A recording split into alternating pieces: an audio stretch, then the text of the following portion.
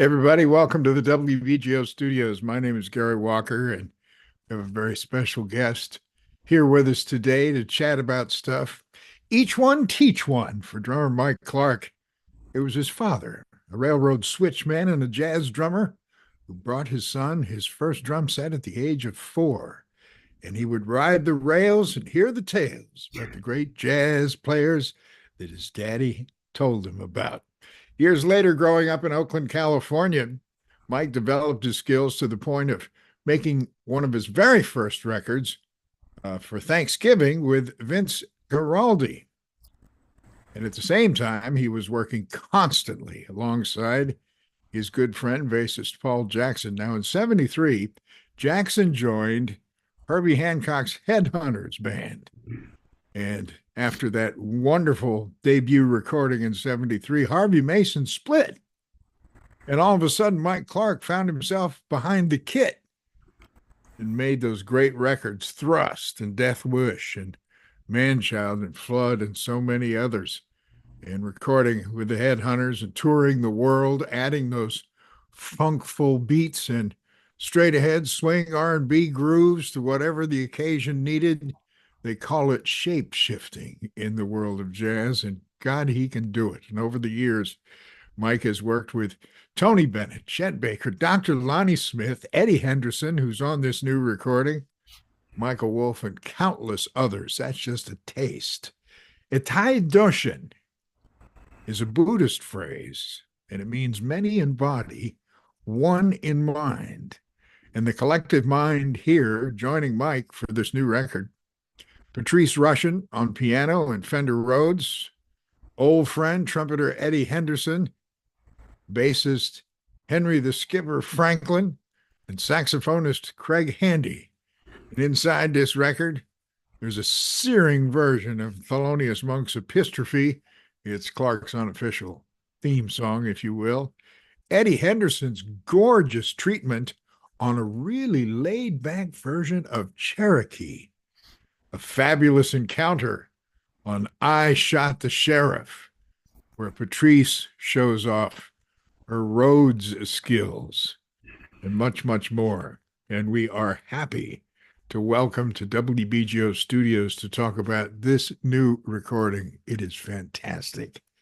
Mike Clark. Hello, sir. Welcome to WBGO Studios. This has been too long in the making. Hi, Gary. I'm honored to be here. Thanks for having me. And I had a making that record was as fun as I hope it sounds to you. It was really went down. We did 2 nights at SF Jazz and just went in and hit. Just fantastic. And the interesting thing about Mike, if you go online, you go to YouTube or Facebook or other places, you will constantly see videos of this cat practicing and shedding and looking for those new rhythms. And the Oakland shuffle, if you will, is all his, man. Herbie made millions of dollars off of it. Well, And that's true. yeah, well, yes, it is. You had a good time with Herbie, and shape shifting was always the tenor of the times when you were with Herbie because you never knew what was going to happen, right? Very true.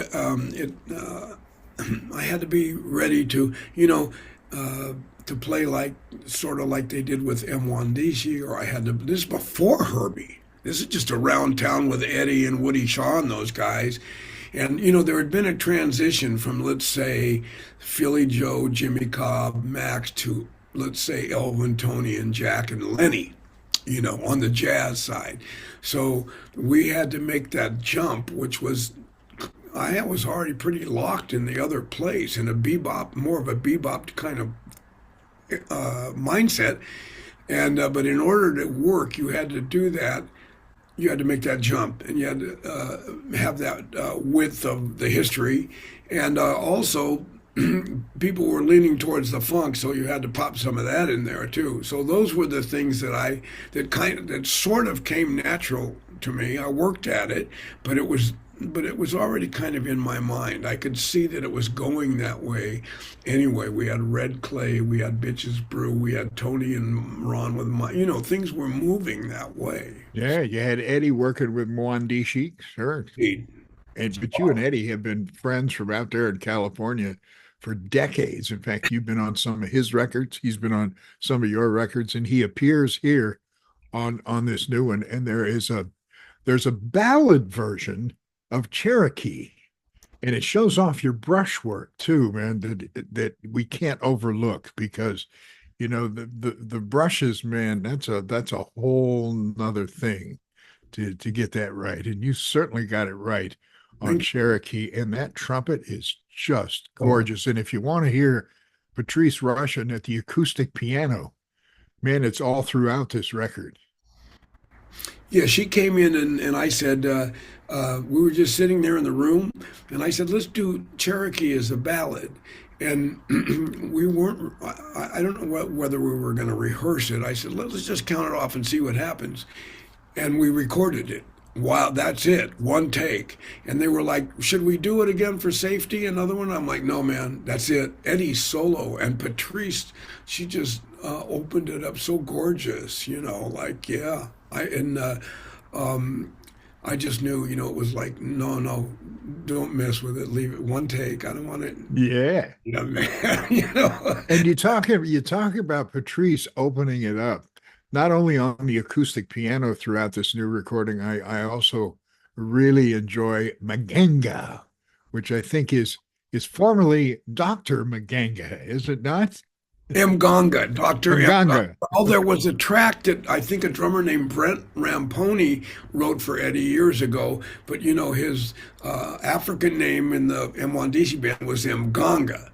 And I remember I heard that name when I must have been 19. It was like M. Gonga. And I'm like, oh, yeah. So I love saying it. And I told Eddie, I'm going to write this for you, So I did. And, um, I still play it all the time live. It's a blast to play, and it's like I've known him forever. Yeah.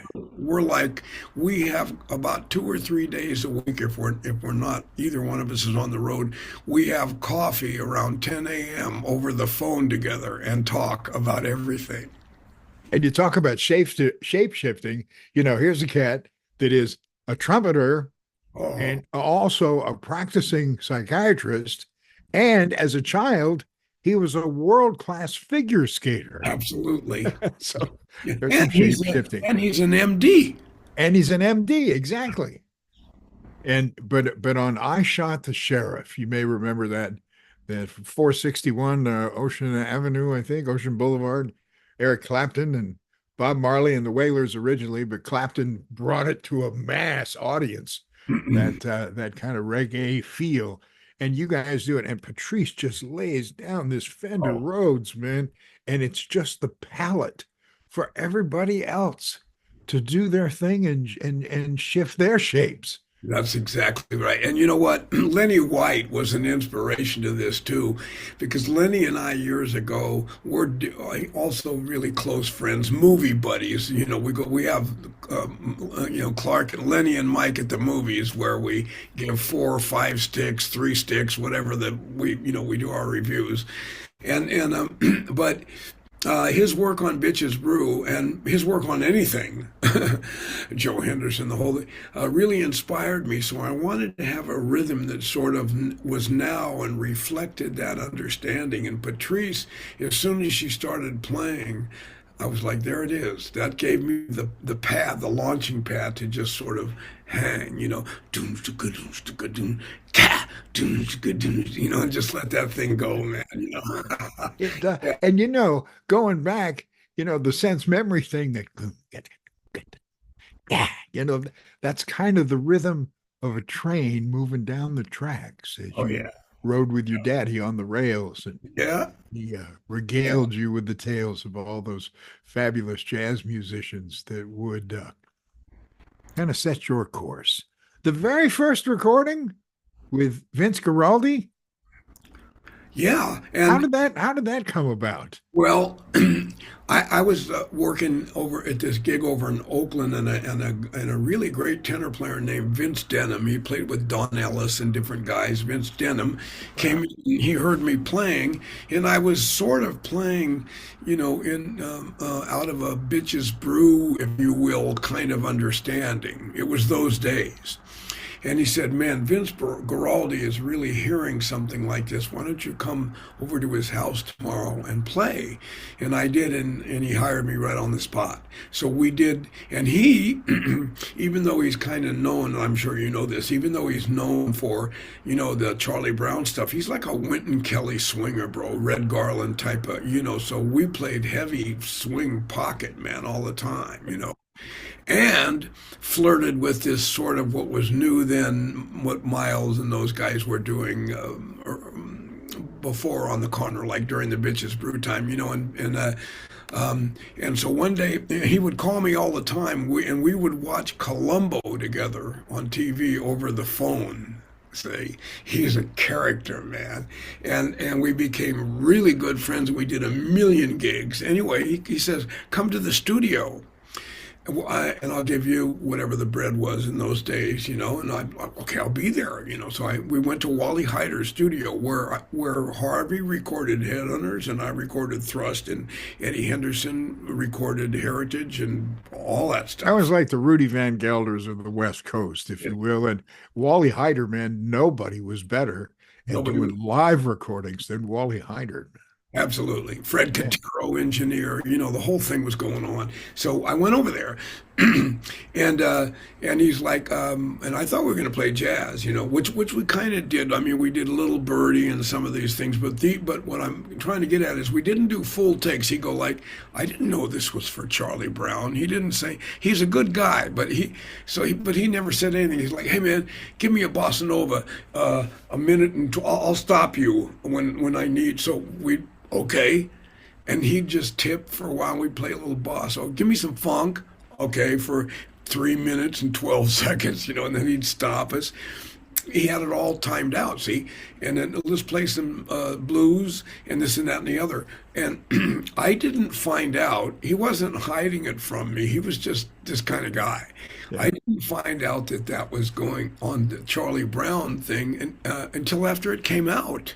A Charlie Brown Thanksgiving. Yeah, Yeah. I didn't even know. Somebody said, I think I man, it might even been Vince. Somebody said, "Did you know you're on this?" And I'm like, "No." And then, oh, so that's what that was. That's what we were doing. Yeah, yeah. You know, he was a great guy, and we played. We would play these ski lodges and play, bebop and straight ahead. And we'd play for Melvin Belli and all. He had these great gigs. Yeah, Belli. And he had a barbecue place in his apartment in downtown San Francisco. Yeah. So there was a lot of dignitaries and crazy people there. And also, if you get in trouble, man, you could pick up the phone and call Mel Yeah, and or say, just "Mel, I across need the you to room. help me out here." Totally. And it was really weird too because we would play standard tunes, and then some guy like Jerry Garcia would walk up and plug into whatever was there and blast. He didn't know any tunes, and he'd just blow. So these were some wild times in San Francisco. Joe Farrell would show up and sit in, guys like that. Really. Who are some of the other people that we might not know about that you got to play and gig with, jam with in San Francisco? Because that was a very fertile time for the music, indeed. Indeed. Well, there was a great piano player in Oakland that Paul and I had a jazz trio with. We were in his trio. His name was Al Tanner, and he could really swing and a great writer. And Flip Nunes, I played years with him. And Hadley Callman, who Mark Levine, who Hashima Mark Williams on bass, and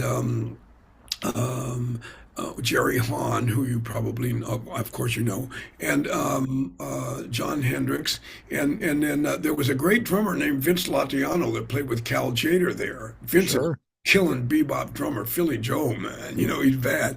And Yeah. Cal Jader, I did a couple of hits with Cal, and I met Papa Joe when I would work with Giraldi. Oh, And he would yeah. say, "Where's the trap drummer? Where's the trap drummer? Come over here and buy me a drink. I opened this club, and that stuff you up there trying to play, I did that before you was born. Now buy me Papa a drink." Papa Joe Jones, man. We're Oh, talking with Mike Clark. The new recording is called Itai Doshin. Tell me about Towner Gallagher and what he brought to this recording. oh man. Well, Towner has quite a few records out himself. He's a drummer, composer, writer, and arranger, and he arranged quite a few of these tunes for me. And it kind of happened naturally. He came over one day and he said, "What are you doing?" And I said, "I'm putting together some music with Craig and these guys. I got a record date coming up." And he said, "Well, I have a couple of ideas." And he went over to the piano and he picked out a couple of ideas. And I said, "I like what you got going there." And he said, "Yeah, let me put some charts together for you and the band. And if you like them, play them. And if you don't, we're cool." I said, "Okay." And that's just how easy it went down. And he did. And there's another really good drummer that lives in my neighborhood named Tobias Jeb, who did an arrangement for my new record, not on Itai Doshin, but the new one coming out on East. We redid East Broadway Rundown. Sonny, yeah, it's nasty in Now, my. is this the one coming in July? Yes, yeah, yes, Yeah. And also Patrice Rushen is back in the fold. Eddie Anderson is back in the fold. And the fabulous bassist, Essiet Con Essiet. And we're yes. chatting with Mike Clark today about Itai Doshin. Fabulous new recording. Eddie Henderson, Patrice Rushen, Henry Franklin, and Craig Handy all jumping in with the leader that sets the pace and keeps the ball up in the air and keeps the madness in motion. Also, he's got a new biography coming out. Tell me about that. That was you and Milkowski. yeah, Bill Milkowski. Indeed. Well, people have been. I have a lot of crazy and wild experiences, as you know, Yes, sir. and I write them on Facebook at times in morning coffee, and when I'm bored and I'm not on the road and nothing's happening, and I'm like, well, let me type out a little bit of stuff, and people are like, "Man, you should write a book." So one day, Bill Makowski said, "Man, why don't you?" Put together a tape of your experiences and let's talk about doing something. And I've known Bill. He used to be my neighbor, and we both like red wine, J. Lore, and Coppola. And so, if you will. So I said, yeah. So I started making tapes for Bill. My wife, June Cross, who was a filmmaker and has a book, Secret Daughter, that did quite well, helped me kind of organize things. Not my not the words, but just put things into perspective. Because she's written a book that sold very well, and she had chops, and I'm like, I need some help here because I'm just mindlessly, stream of consciousness. And she said, "Yeah, let me put this to help you here." And then my ex, who passed away, Linda Reynolds, a great artist and writer herself, knew the story, and she knew me and Paul Jackson, and she's from the Bay Area, so she helped put it together.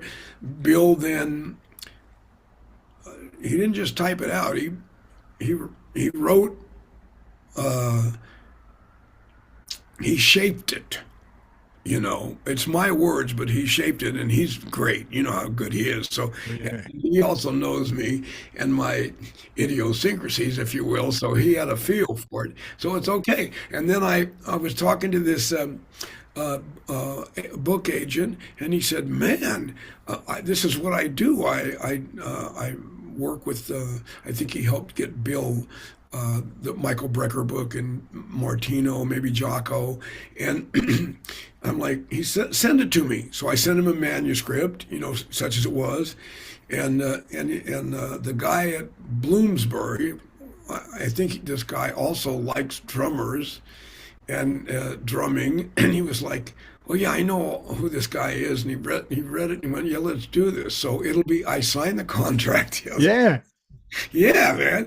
And what did Jeff Watts say? I put on Facebook that I'm going to do this, and he goes, "I can see it now." The movie, Forrest Funk.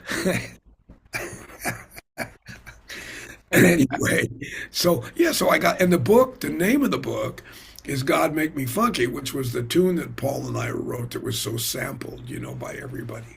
Yeah. Even though, anyway, so that's it.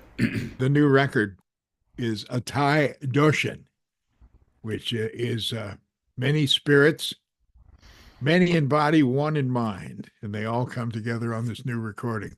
Hear the music, read the book, and you yourself will come to the agreement that it's absolute proof, man. We are talking to one of the great ones, Mike Clark.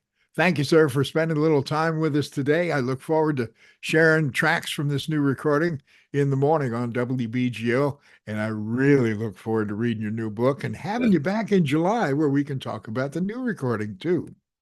I'm honored. Thanks for calling me, Gary. This is great. Always good to see you. I haven't seen you since the Mike Wolf thing, man. You know, and You and Wolf are you just you're partners in crime, man. And absolutely. and you when you return to the crime of the scene every time, it just is something special. Thank you, sir. The Wolf Clark expedition, will reach the Northwest long before Lewis and Clark, I'll tell you. I love Mike Wolf. We just did a little tour and we're still talking about it. We had so much fun. Yeah. Well, thank you, man. This has been fun today. I appreciate it. And look forward to hearing your music on WBGO. Mike Clark, thank you so much, man. Gary, thank you. Okay.